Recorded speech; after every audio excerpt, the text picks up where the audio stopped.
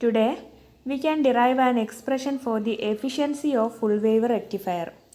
In the previous class, we studied the working of central tap full wave rectifier and full wave bridge rectifier. ഇവിടെ നമ്മൾ ചെയ്യുന്നത് ഒരു full wave റെക്ടിഫയറിൻ്റെ efficiency കാണുന്നു, maximum efficiency of full wave rectifier കാണുന്നു.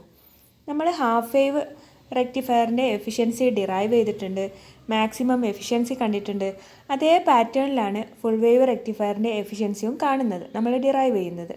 അതിൽ ചെറിയ ചെറിയ ചില മാറ്റങ്ങൾ മാത്രമാണ് വരുത്തുന്നത്. ഫുൾ വേവ് റെക്ടിഫയറിന് കോമൺ ആയിട്ട് ഒരൊറ്റ എക്സ്പ്രഷനാണ് ഡിറൈവ് ചെയ്യുന്നത്. അതായത് സെൻറ്റർ ടാപ്പ് ഫുൾ വേവ് റെക്ടിഫയറിനും ഫുൾ വേവ് ബ്രിഡ്ജ് റെക്ടിഫയർ ഉണ്ട്. ഇതിന് കോമൺ ആയിട്ട് ഒരൊറ്റ എക്സ്പ്രഷനാണ് നമ്മൾ ഡിറൈവ് ചെയ്യുന്നത്. ബ്രിഡ്ജ് റെക്ടിഫയറിലും സെൻട്രൽ ടാപ്പ് റെക്ടിഫയറിലും the shape of the output is same. അതുകൊണ്ട് ഒറ്റ എക്സ്പ്രഷൻ നമ്മൾ ഡിറൈവ് ചെയ്യുന്നു. Then we know that efficiency is equal to output power divided by input power. That is efficiency denoted by the letter eta. Eta is equal to PDC divided by PAC. അതായത് DC output power divided by AC input power. Then ഇത് ഒരു full wave റെക്ടിഫയറിൻ്റെ wave ഫോമാണ്. This is the input wave and this is the output wave form. Input wave form എന്ന് പറയുന്നത് AC ആണ്, output wave നമുക്ക് കിട്ടുന്നത് DC ആണ്. First to find the value of DC output power, that is to find DC output power, that is PDC. Then PDC is equal to IDC square into RL. ഇത് നമുക്കറിയാം, പവറിൻ്റെ equation I² into R ആയിരുന്നു. ഇവിടെ DC current കടന്നു പോകുന്ന resistance എന്ന് പറയുന്നത് RL ആണ്. Then IDC എന്ന് പറയുന്നത് DC കറണ്ടാണ്. Then the output current is pulsating DC current. അത് നമുക്കറിയാം, ഒരു കോൺസ്റ്റൻറ്റ് DC കറണ്ട് അല്ല നമുക്ക് കിട്ടുന്നത്, പൾസേറ്റിംഗ് DC കറണ്ടാണ്. അതുകൊണ്ട് തന്നെ നമുക്ക് നേരിട്ട് DC കറണ്ട് കാണാൻ കഴിയില്ല. ഒരു വേവ് ആവുന്ന സമയത്ത് അതിൻ്റെ ആവറേജ് കറണ്ടാണ് നമ്മൾ കാണുന്നത്. In order to find the DC power, average current has to be found out. Then IDC is equal to I average. Average value കാണുന്ന ഇക്വേഷൻ നമുക്കറിയാം. Average value is equal to area under the curve over a cycle divided by base. ഒരു full wave റെക്ടിഫയറിൻ്റെ output wave form എന്ന് പറയുന്നത് ഇതാണ്. അപ്പം ഇതിൽ നമുക്ക് നോക്കിയാൽ അറിയാം, ഇവിടെ 0, π, 2π, 3π, 4π ഇങ്ങനെ പോകുന്നു. നേരത്തെ ഫുൾ വേവ് റെക്ടിഫയർ പറഞ്ഞ സമയത്ത് നമ്മൾ പറഞ്ഞു ഫുൾ വേവ് റെക്ടിഫയറിൻ്റെ frequency F out is equal to 2F in ആണെന്ന് പറഞ്ഞു. അതായത് ഇൻപുട്ടിൽ ഒരു സൈക്കിൾ കംപ്ലീറ്റ് ചെയ്യുന്നത് 360 ഡിഗ്രിയിലാണ്, അല്ലെങ്കിൽ 2πയിലാണ്. 2πയിൽ എത്തുന്ന സമയത്ത് മാത്രമാണ് ഒരു സൈക്കിൾ കംപ്ലീറ്റ് ചെയ്യുന്നത്. പക്ഷേ 2πയിലേക്ക് എത്തുന്ന സമയത്ത് ഔട്ട്പുട്ട് 2 സൈക്കിൾ കംപ്ലീറ്റ് ചെയ്യുന്നുണ്ട്. അതായത് 180 ഡിഗ്രി ആകുമ്പോഴേക്ക് തന്നെ ഔട്ട്പുട്ടിൽ ഒരു സൈക്കിൾ കംപ്ലീറ്റ് ചെയ്യുന്നു. പിന്നെ ഇതേ വേവ് ഫോം റിപ്പീറ്റ് ചെയ്യുകയാണ് ചെയ്യുന്നത്. അപ്പം 2π ആവുന്ന സമയത്ത് അല്ലെങ്കിൽ 360 ഡിഗ്രി ആവുന്ന സമയത്ത് output wave form 2 cycle complete ചെയ്യുന്നുണ്ട്. അപ്പോൾ ഒരു സൈക്കിൾ എന്ന് പറയുന്നത്, ഔട്ട്പുട്ടിൻ്റെ കേസിൽ ഒരു സൈക്കിൾ എന്ന് പറയുന്നത് π ആണ്. അതായത് ഇവിടെ ബേസ് എന്ന് പറയുന്നത് π ആണ്. ഇനി നമുക്ക് കാണേണ്ടത് area under the curve over A സൈക്കിളാണ്. അതിന് വേണ്ടിയിട്ട് നമ്മൾ ഈ ഒരു വേവിൻ്റെ ഒരു സ്മോൾ പാർട്ട് കൺസിഡർ ചെയ്യുന്നു. ഇത് ഈ പാർട്ടിലേക്ക് തീറ്റയും മുകളിലോട്ട് y ആക്സിസിൽ കറണ്ടുമാണുള്ളത്. അപ്പം ഈ ഒരു വേവിലുള്ള ഒരു സ്മോൾ ഏരിയ നമ്മൾ കൺസിഡർ ചെയ്യുന്നു, d theta. We want to find the total current of the cycle. We want to integrate the equation from 0 to π. അതായത് നമുക്ക് ആ സമയത്ത് ഒരു കറണ്ട് ഉണ്ടാവും, I എന്ന് പറയുന്ന ഒരു കറണ്ട് ഉണ്ടാവും ഈ ഒരു ഏരിയയിൽ. അപ്പോൾ നമുക്ക് 0 to π വരെയുള്ള കറണ്ടാണ് കാണേണ്ടത്, ടോട്ടൽ കറണ്ടാണ് കാണേണ്ടത്. അതിന് നമ്മൾ ചെയ്യുന്നത് ഈ ഒരു ഏരിയ കൺസിഡർ ചെയ്യുന്നു, അവിടെയുള്ള ഇൻസ്റ്റൻറ്റേനിയസ് കറണ്ടിനെ 0 to π ലിമിറ്റിൽ ഇൻ്റഗ്രേറ്റ് ചെയ്യുന്നു. അങ്ങനെ ഇൻ്റഗ്രേറ്റ് ചെയ്യുന്ന സമയത്ത് നമുക്ക് ടോട്ടൽ കറണ്ട് കിട്ടുന്നു. Average value is equal to area under the curve over a cycle divided by base ആണ്. ഇവിടെ ബേസ് എന്ന് പറയുന്നത് π ആണ്. So we can write IDC equal to I average is equal to 1/π into integral 0 to π I d theta. This is the area under the curve over a cycle. Then we know that instantaneous current small I is equal to Im sin theta. Then ഈ value നമ്മൾ ഈ ഇക്വേഷനിൽ കൊടുക്കുന്ന സമയത്ത് we get I D C is equal to 1/π integral 0 to π im sin theta d theta. Then we know that im is a constant, so we can write IDC equal to im/π. imനെ നമ്മൾ പുറത്തേക്ക് എടുത്തു. im/π integral 0 to π sin theta d theta, which is equal to im/π integral sin theta is equal to minus cos theta, that is minus cos theta from the limit 0 to π. Then we can write im/π minus cos π minus cos 0 ഇങ്ങനെ എഴുതാൻ പറ്റും ഇതിന് limit കൊടുക്കുന്ന സമയത്ത്. Then I D C is equal to im/π. Cos പൈൻ്റെ value നമുക്കറിയാം -1 ആണ്. അപ്പം -(-1) എന്ന് പറയുന്നത് 1 എന്ന് എഴുതാം. മൈനസ് കോസ് 0 എന്ന് പറയുന്നത് 1 ആണ്. അപ്പം മൈനസ് കോസ് 0 എന്ന് പറയുന്ന സമയത്ത് -1 ആയി.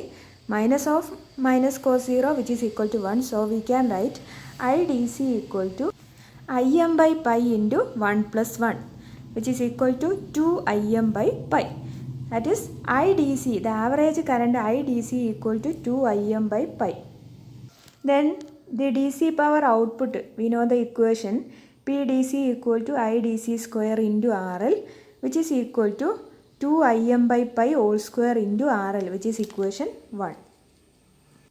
ഹാഫ് വേവ് റെക്ടിഫയറുമായിട്ട് കമ്പയർ ചെയ്ത് നോക്കുകയാണെങ്കിൽ ഇവിടെ ആകെ വ്യത്യാസം എന്ന് പറയുന്നത് സൈക്കിൾ നേരത്തെ 2πയിലായിരുന്നു കംപ്ലീറ്റ് ചെയ്തത്, അതിന് പകരം ഇവിടെ π ആണെന്ന് മാത്രമേ ഉള്ളൂ. അതായത് ബേസിന് നമ്മൾ π എന്ന് കൊടുക്കുന്നു എന്ന് മാത്രമേ ഉള്ളൂ. Next to find AC input power which is PAC. PAC is equal to IRMS square into RL plus RS. ഇവിടെ IRMS എന്ന് പറയുന്നത് AC കറണ്ടിനെ റെപ്രസെൻ്റ് ചെയ്യുന്നു. Then RL plus RF, RL load resistance ആണ്, RF എന്ന് പറയുന്നത് forward resistance of the diode, അതായത് ഡയോഡിന് അക്രോസ് ആയിട്ട് സം ഡ്രോപ്സ് ഉണ്ടാവും. സോ RL പ്ലസ് RF ആണ് total resistance. Then IRMS means root of IMS, അതായത് റൂട്ട് മീൻ സ്ക്വയർ ആണ്, square current, root mean square കറണ്ടാണ് IRMS. അതിനെ നമുക്ക് റൂട്ട് ഓഫ് IMS എന്ന് എഴുതാം, root of mean square current എന്ന് എഴുതാം.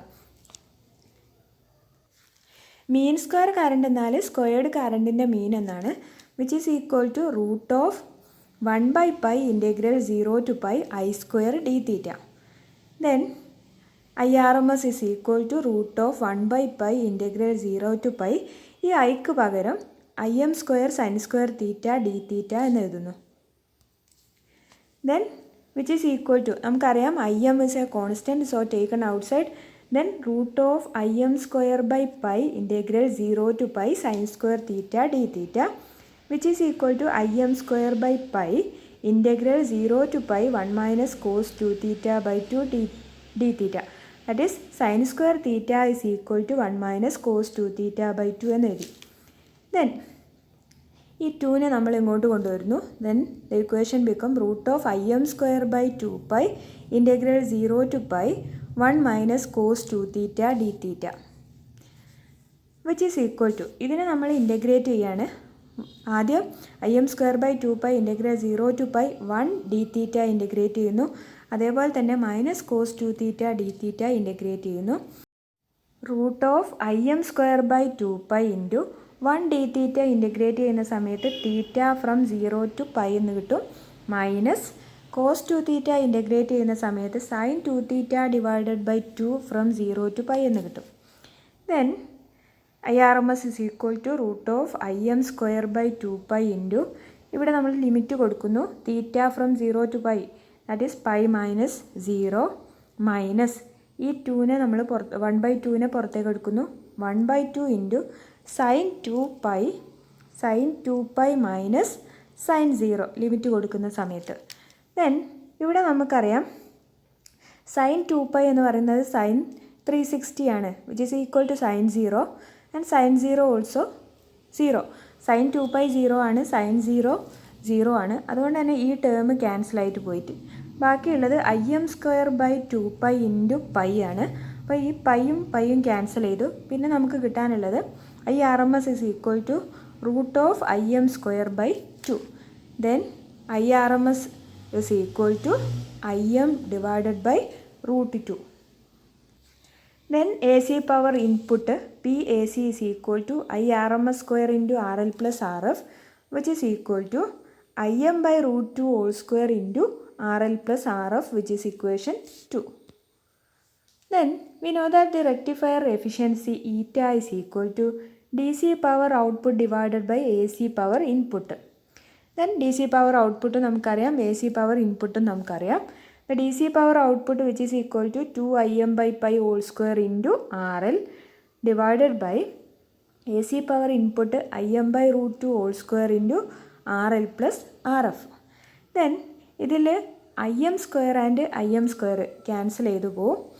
Then ഇവിടെ ഒരു 1/√2 സ്ക്വയർ ഉണ്ട്. ഈ √2 സ്ക്വയർ മുകളിലേക്ക് വരും. That is 2√2 divided by pi whole square into RL by RL plus RF എന്ന് കിട്ടും.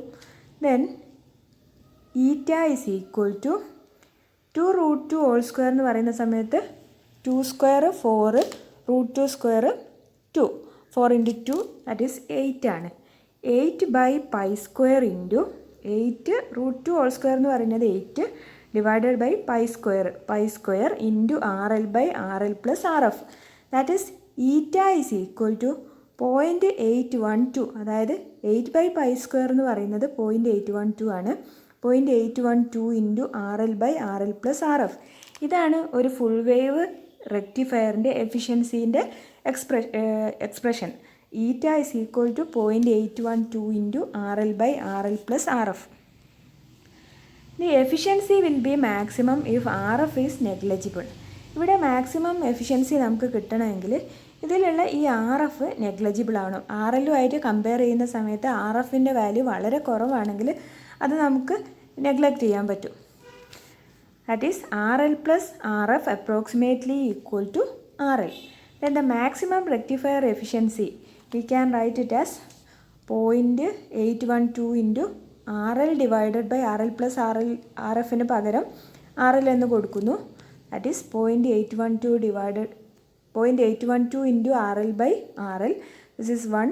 Then we get 0.812 or 81.2%. 40.6% ആയിരുന്നു ഹാഫ് വേവ് റെക്ടിഫയറിൻ്റെ efficiency. This is double the efficiency due to half wave rectifier. അപ്പം half wave റെക്ടിഫയറിൻ്റെ ഡബിളാണ് full wave റെക്ടിഫയറിൻ്റെ efficiency എന്ന് പറയുന്നത്. അതങ്ങനെ തന്നെ ഉണ്ടാവും. ഹാഫ് വേവ് റെക്ടിഫയർ ആകുന്ന സമയത്ത് ഒരു ഹാഫ് സൈക്കിൾ അവിടെ ഇല്ല. ഫുൾ വേവ് റെക്ടിഫയർ ആകുന്ന സമയത്ത് 2 ഹാഫ് സൈക്കിൾ കൂടി ചേരുന്നുണ്ട്. അപ്പോൾ ഹാഫ് വേവ് റെക്ടിഫയറിൽ ഒരു ഹാഫ് സൈക്കിൾ കട്ട് ചെയ്ത് പോകുന്നുണ്ട്. So efficiency is double the efficiency due to half wave rectifier.